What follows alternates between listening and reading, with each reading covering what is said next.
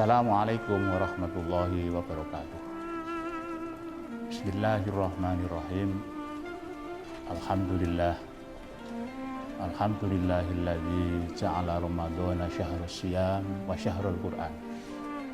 Wa arsala rasulahu Muhammadan sallallahu alaihi wasallam khairal anam. Asyhadu an la ilaha illallah wa asyhadu anna Muhammadar Rasulullah. Allahumma sholli wa sallim wa barik ala sayyidina Muhammad wa ala alihi wa ashabihi wa man tabi'alah ila yaumil ma'ad. Rabbi shrah li sadri wa yassir li amri wahlul 'uqdatam min lisani yafqahu qawli, amma ba'du. Qala ta'ala fi kitabil karim, a'udzu billahi minasyaitonir rajim, bismillahirrahmanirrahim. Wa nunazzilu minal qur'ani ma huwa syifaa'u wa rahmah wa rahmatul lil mu'minina wa la yazidul zalimina illa khasara. Shadaqallahul azim. Pemirsa Batu TV yang dimuliakan Allah, alhamdulillah kita masih diizinkan oleh Allah untuk bisa berkomunikasi dalam keadaan sihah wal afiyah. Mudah-mudahan sisa Ramadan yang kita alami, kita diberi kekuatan oleh Allah Subhanahu wa taala. Sisa Ramadan, waktu yang masih akan bisa kita optimalkan secara maksimal untuk beribadah kepada Allah Subhanahu wa taala. Kita diberi kekuatan lahir dan batin oleh Allah Subhanahu wa taala. Pemirsa Batu TV yang berbahagia, Allah menurunkan Al-Qur'an dan sesuai dengan pendapat jumhur ulama, Al-Quran itu diturunkan pada bulan Ramadan. Nanti tanggal berapa itu ada khilafiyah. Salah satu di antara fungsi Al-Quran adalah ma huwa syifa'un.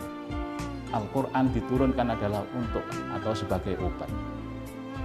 Kalau obat-obat secara fisik barangkali sudah banyak terbukti oleh para ahli kesehatan bahwa dengan membaca Al-Quran itu Allah memberikan kesehatan kepada hambanya, pada pembacanya, dan itu telah terbukti dengan kajian-kajian ilmiah atau penelitian-penelitian secara ilmiah, baik oleh secara muslim atau secara non-muslim.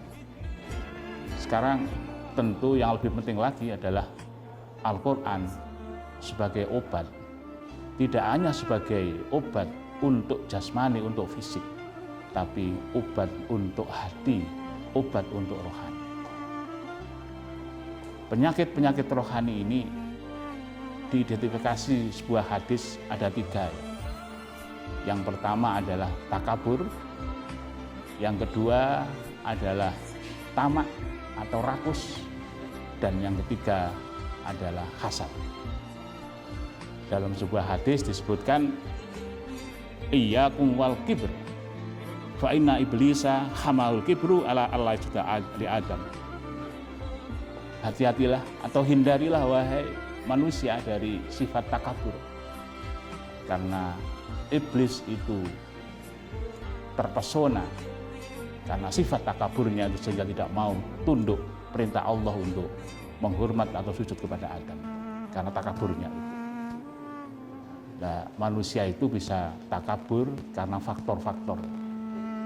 Ada 4 faktor paling tidak. Yang pertama, biziyadatil mal. Yang kedua, biziyadatil manzil. Yang ketiga, biziyadatil ilmi. Dan yang paling bahaya, yang keempat, yaitu biziyadatil ta'ah. Manusia takabur karena hartanya banyak. Dan ini sudah terbukti ya. Dan kalau ini tidak terkendali, yang terjadi adalah Qarun. Kita semua sudah tahu ceritanya Qarun. Ketika dia mendapat karunia berupa rezeki yang berlimpah, Qarun ini lupa terhadap nikmat Allah, dan akhirnya dia ditenggelamkan Allah ke dalam bumi. Yang kedua, biziyadatil manzil, karena kedudukan. Ya, seperti Fir'aun. Fir'aun ini sombong karena kedudukannya. Maka Allah juga menenggelamkan Fir'aun ini ke dalam laut. Yang ketiga, biziyatil ilmi, karena congkak karena keilmuannya. Contoh yang ketiganya adalah Kan'an, putranya Nabi Nuh, yang akhirnya juga Allah tenggelamkan dalam air yang menimpa pada waktu itu, yaitu banjir yang merata sedunia. Dan yang keempat, ini yang paling bahaya, yaitu biziyatil ta'ah. Orang takabur karena sudah banyak beribadah kepada Allah. Kadang nggak terasa ini. Kita juga sering seperti itu. Ya, contohnya seperti Barsesoh, yang sudah begitu hebat banyak taatnya, kemudian dia lupa, akhirnya dia juga terpleset, takdirkan Allah sebagai akhir yang pamungkas yang jelek, yaitu su'ul khotimah. Na'udzubillah min dzalik. Itu yang pertama. Dan yang kedua adalah wa iyyakum wal hirs. Jangan sampai kalian itu tamak seperti Adam, sudah diberi fasilitas lengkap di surga, tapi beliau masih kurang. Hanya satu yang tidak boleh, wala taqrabu hadhihi syajarah, wala taqrabu hadhihi syajarah, tidak boleh dekat-dekat dengan pohon ini, tapi yang terjadi malah dimakan buahnya. Tamak, dan itu ada pada manusia kita semua. Dan yang terakhir, yang ketiga adalah wa iyyakum wal hasad. Hati-hati dengan sifat dengki. Karena kedua anak Adam itu terperosok ke dalam dosa besar, ya, karena kedengkiannya. Qabil akhirnya membunuh Habil. Ini tiga hal yang menyebabkan hati ini menjadi sakit, ya, penyakit hati yang harus kita obati, terutama kita dalam bulan Ramadan ini. Mudah-mudahan Allah SWT memberikan kekuatan lahir dan batin pada kita untuk bisa mengobati tiga penyakit hati tadi, dan Allah selalu memberikan kita keridhaan dan kemudahan dalam melangkah menuju ridho Allah SWT.